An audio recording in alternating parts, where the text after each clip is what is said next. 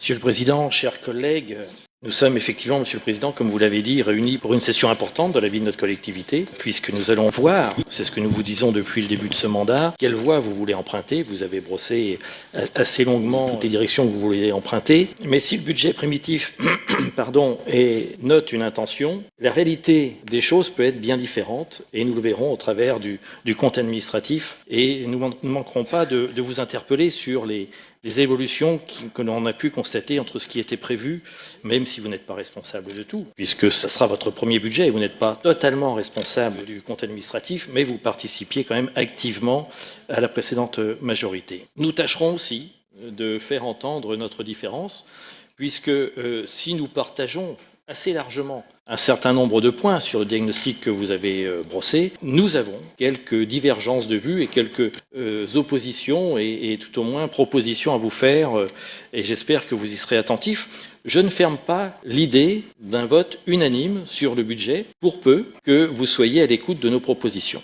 Avant cela, comme vous l'avez fait, j'aimerais revenir sur ce qu'on appelle les affaires du monde. Alors vous allez nous dire en quoi sommes-nous concernés? Sauf que, comme vous l'avez très justement dit, ce qui se passe à l'est du continent risque d'avoir un impact important sur la vie de nos collectivités et sur la vie de nos concitoyens. Nous appartenons les uns et les autres à des générations qui n'ont pas connu la guerre. Et depuis la mise en œuvre de l'Union européenne, sous l'impulsion de l'Allemagne et de la France, dont le but avoué est d'assurer la paix, nous sommes tranquilles, entre guillemets. Et le conflit qui arrive aujourd'hui, qui est là, entre l'Ukraine et la Russie, est à nos portes. Une journée de voiture, c'est rien.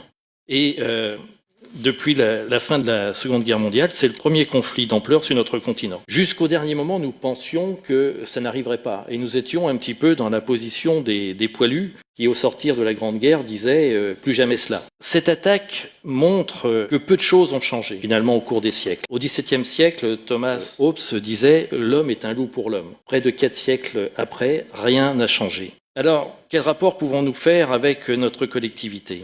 Je crois, comme vous l'avez dit, qu'à notre place, modestement, nous devons mener des politiques qui visent à améliorer notre indépendance. Ce conflit montre de façon très claire l'état de faiblesse dans lequel notre pays se trouve. Nous sommes dépendants d'énormément de choses. Nous sommes dépendants de l'énergie, nous sommes dépendants au niveau industriel, nous sommes dépendants au niveau militaire et nous sommes dépendants au niveau alimentaire. L'énergie, on le sait depuis le premier choc pétrolier, mais force est de constater que les 2 derniers mandats présidentiels n'ont fait qu'aggraver la situation. Je sais que ma position n'est pas partagée, mais l'abandon de la filière nucléaire depuis 10 ans nous met en partie dans de grandes difficultés.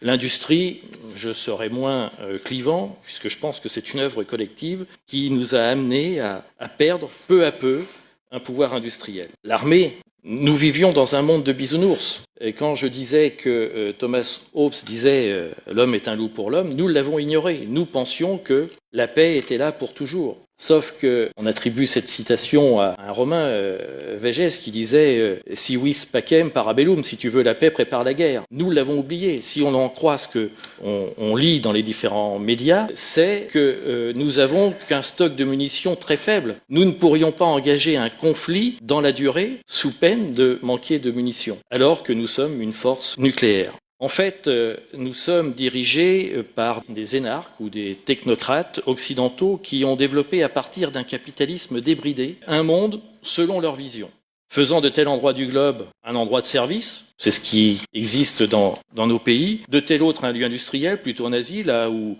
la main-d'œuvre est peu chère, et de tel autre un lieu de production agricole, loin des normes occidentales que l'on veut imposer. Et tout ça nous conduit à des choses qui me touchent personnellement, puisque je suis agriculteur. 2022, à ce rythme, sera la première année où la balance commerciale des produits agricoles sera déficitaire dans notre pays. Voilà quelques années, on parlait de pétrole vert. C'est un temps dépassé, malheureusement. Et pire encore, si rien ne s'inverse, à l'horizon 2030, l'Europe ne sera plus autosuffisante. Et si ce conflit dure, certains experts prédisent des famines dans le monde, peut-être pas chez nous, parce que j'ose espérer qu'on arrivera à inverser la tendance et qu'on se remettra à produire un peu. Mais ces famines vont toucher d'abord les pays qui sont en souffrance, les pays les plus en difficulté, avec les conséquences que l'on peut prévoir en termes de mouvement de population que nous avons déjà bien du mal à gérer et qui font l'objet de débats qui divisent notre pays. Il m'arrive d'espérer, de façon peut-être très individualiste, qu'il faudrait que notre pays manque manque de viande, manque de légumes, manque de céréales, pour qu'un sursaut salutaire puisse voir le jour. Et vous m'empêcherez pas de vous rappeler, chers collègues, la motion sur le phosmètre que nous vous avons proposée voilà quelques mois et que vous avez rejetée. Vous n'avez pas voulu vous associer à cette motion pour des raisons que vous seuls connaissez. Mais je me dis qu'au regard de cette crise et du danger qui nous guette, vous auriez peut-être une autre attitude aujourd'hui. Surtout, comme vous l'avez dit, Monsieur le Président, que l'objectif est de proposer dans nos cantines scolaires et dans les EHPAD du 100% local. Si nous ne sommes pas capables de garder les productions sur notre territoire, alors nous ne pourrons pas nourrir la population locale avec des produits locaux. En fait, au regard de tous ces événements dramatiques et graves, nous devons tous nous réinterroger sur notre vision de la société et laisser nos idéologies de côté et plus que jamais être des pragmatiques. C'est vrai pour notre collectivité et ses finances. Depuis la mise sous tutelle des départements, nous le regrettons, je pense collectivement, je pense que ça fait unanimité autour de cette table, nous dépendons exclusivement de l'état de la santé économique du pays. Cette crise va impacter l'économie du pays et aura donc des répercussions sur les moyens qui nous sont mis à disposition, d'autant plus que, à travers de cette campagne électorale un peu particulière, on entend ici ou là que le candidat président, qui s'imagine à nouveau président, prévoit de demander un effort supplémentaire aux collectivités locales de l'ordre de 10 milliards d'euros.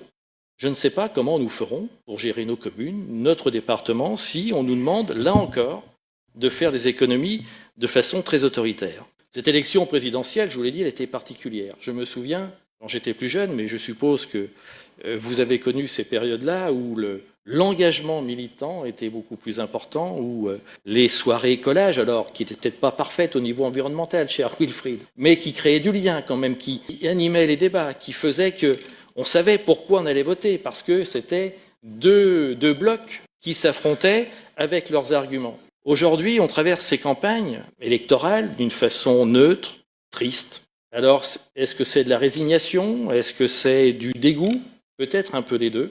Mais je trouve que la chose est grave. Alors, je sais que chacun a son candidat ou sa candidate favorite. Et on nous explique que le président candidat ne veut pas débattre parce que ses prédécesseurs ne l'ont pas fait. On peut effectivement l'entendre. Nous avons tous soutenu des candidats qui n'ont pas voulu se jeter dans la mêlée. Mais j'avais cru comprendre qu'il y avait l'ancien monde et le nouveau monde. Je m'aperçois que dans certains domaines, le nouveau monde est pas mieux, voire pire, que l'ancien monde.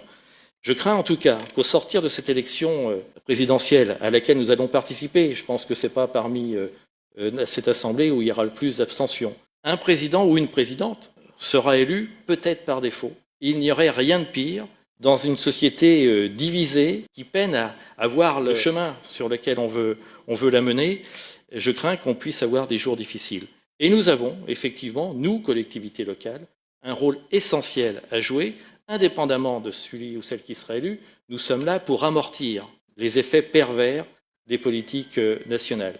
Et pour ça, il faut s'en donner les moyens. Effectivement, vous avez parlé de cigales et de fourmis. Moi, ça me va bien d'être traité de fourmi parce que dans la fable de La Fontaine, la fourmi est certes sans doute un peu plus austère, mais elle a de quoi se nourrir et elle est à l'abri, contrairement à la cigale. Je pense quand même que nous devrions être prudents dans la gestion de nos finances parce que nous ne maîtrisons pas, comme on l'a dit, les recettes qui nous seront proposées et l'investissement doit être privilégié pour nous par rapport au fonctionnement et je dirais même que l'investissement peut générer des moyens supplémentaires pour le fonctionnement. Nous tâcherons au cours de cette session de vous faire des propositions qui, nous l'espérons, recevront votre attention et votre approbation. Je vous remercie.